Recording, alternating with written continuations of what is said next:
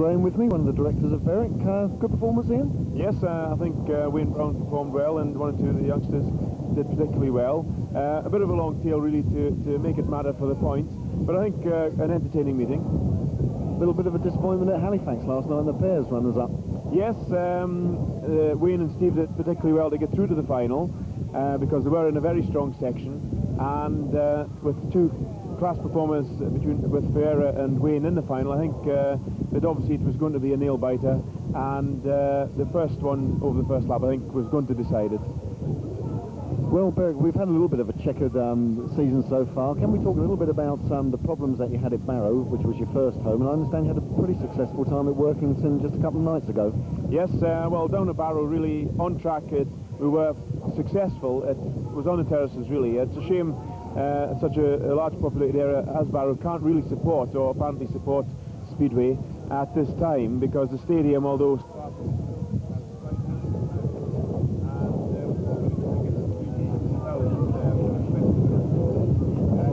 we got tremendous support from the locals there, and of course it was a successful evening on track, going through to the semi-final stage in the Cup.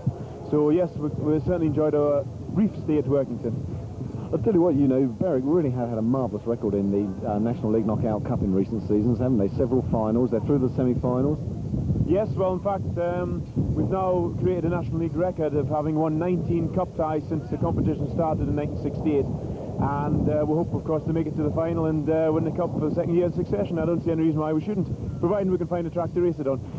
Well, talking about tracks, Ian, you know, it's got to be a crunch question. How is the new track going at Berwick, if it's going, and what is the general situation at Berwick? And we now talk latter part of July 1981. Right, so we've carried out a little bit of work, preliminary work, but obviously we can't go in for the major construction work until we actually get the planning permission. You've not got the planning permission yet? Well, the meeting was held by the development committee, which passed it in principle.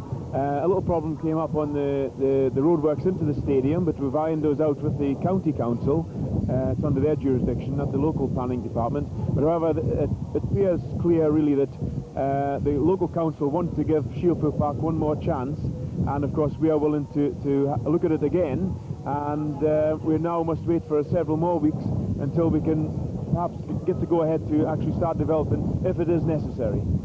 You're running dangerously out of months of the season. You've still got 16 home league fixtures. You've got at least one more home cup tie. I mean, are you going to be able to fit all these fixtures in, whether it be Shieldfield, New Circuit, wherever? Well, obviously time's running out very quickly, as you say. We really must start on home fixtures wherever they are no later than the beginning or mid-August, and obviously then it's going to be a very tight squeeze, hoping for good weather at the back end of the year. And we hope to have some good news for the fans in general within the next couple of weeks. Obviously we must do.